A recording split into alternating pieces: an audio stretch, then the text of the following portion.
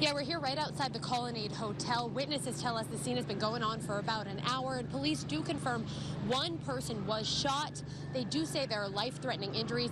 Liam and Paula, we're here on the corner of Dartmouth and Commonwealth Ave, right where that suspect, the male suspect, was arrested. We want to show you something. If you look on the patio here, this is the patio of the restaurant Buttermilk and Bourbon.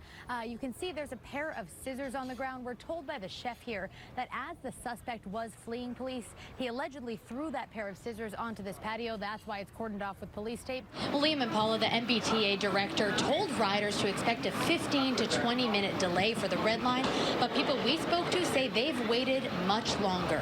There's shattered glass on the ground, and police tape still lines the bus stop where a man and woman were hit by a car and seriously injured this afternoon. A man involved in that crash tells us the driver seemed to come out of nowhere. Lisa, unfortunately, the mass exodus from the bars here outside the Garden already happened the second the game ended. Not too many people staying around to celebrate a win, sadly, because that did not happen. Last hour or so, it's really changed over, kind of this rain meets sleet. I wonder if you can hear if I just hold the mic for a second. Hopefully you're able to hear that kind of pelting on my hood. That's what we're hearing, you know, in the car and on our clothes and whatnot. I want to show you the roads here in Fitchburg. Really, you know, well done. We've seen about a dozen to maybe 20 or so plows drive by in the last hour, hour and a half or so. Certainly the roads are clear. The drive here, that wasn't necessarily the case, but certainly getting better as we go along. I know we also mentioned that right now is a good time to shovel for anyone. Show you the snow on the ground. My best guess, 4 to 5 inches in the deepest spots. It's pretty nice and fluffy right now, as we know that's not going to last because ice is the big concern. Felicity Huffman was tearful in the courtroom, explaining to the judge that her daughter has struggled on exams since a young age, but she insists her daughter knew nothing about her mother's cheating. Lisa and David, while those gas explosions were nearly 8 months ago, you can see temporary road work still actually covers up parts of these towns. Now, most of that $80 million is going to go to infrastructure, but it's pretty clear these communities still have a long road to recovery.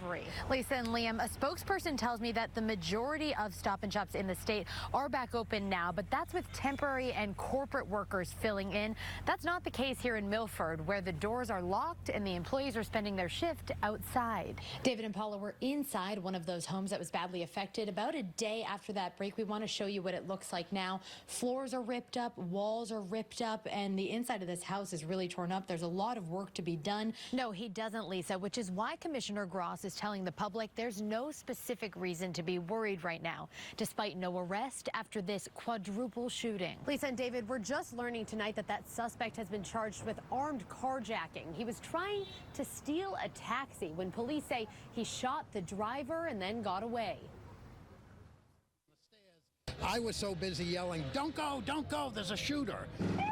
Ken Smith ran when he heard gunshots just before 11 Tuesday morning. He was one of hundreds of people who scattered after a man was shot and killed in this busy Back Bay area in front of the Colonnade Hotel. I look up and I see a guy lying on the street over there. Couldn't tell you how old, color, or anything. Then we were told to evacuate the area. The victim, a man in his 30s, was pronounced dead at the hospital. The suspect got away in a taxi cab. This is something that we're not used to. We very rarely have a daytime shooting in the city of Boston, and it's something that is horrible and sad. Minutes after the shooting, police found 34-year-old Philip Foy of Pawtucket, their suspect, just a block away. There was shoes in the middle of the street, a gun laying in the middle of the road. Ring Road littered with evidence: a gun, bullets, a pair of shoes, a knife, and a taxi cab. As traffic stood still around the crime scene and hundreds stopped to watch, police tried to figure out what happened between these two men before a daytime homicide in front of dozens of witnesses. It was scary. My heart was pounding because at that point you don't know what's going on. You know, you don't know if it's a one-person thing. You don't know, if they're just randomly shooting everybody. And Philip Foy is charged with armed carjacking, murder, and unlawful possession of a firearm. He's expected to be arraigned in Boston court tomorrow. Live in Boston, Kristina Rex, WBZ News. It's a big moment for any high school senior. Ashley Elizabeth Back, honors. The walk to receive your diploma. It's a tribute to 4 years of hard work. But if you're Bradley Gignac, it's 16 years of hard work. Bradley Matthew Gignac. And a walk that means so much more.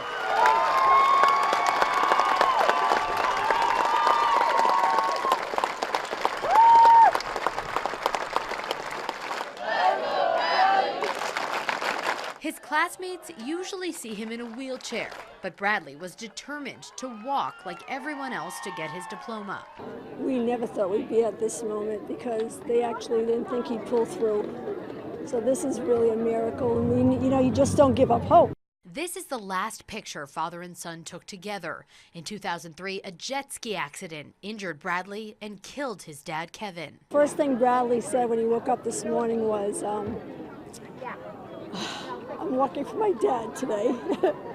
Bradley is paralyzed and has a traumatic brain injury, but his dad is always close to his heart. Who'd you do it for? My dad. The high school graduate all smiles.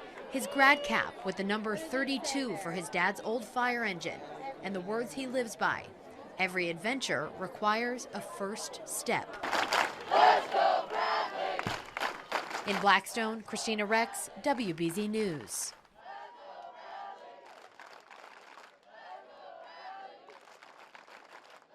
WBZ's Kristina Rex broke the story. She joins us live in Everett tonight with the new details. Kristina? Lisa and David, the details in this court paperwork are graphic, but they're all details that Fred Forrester denies.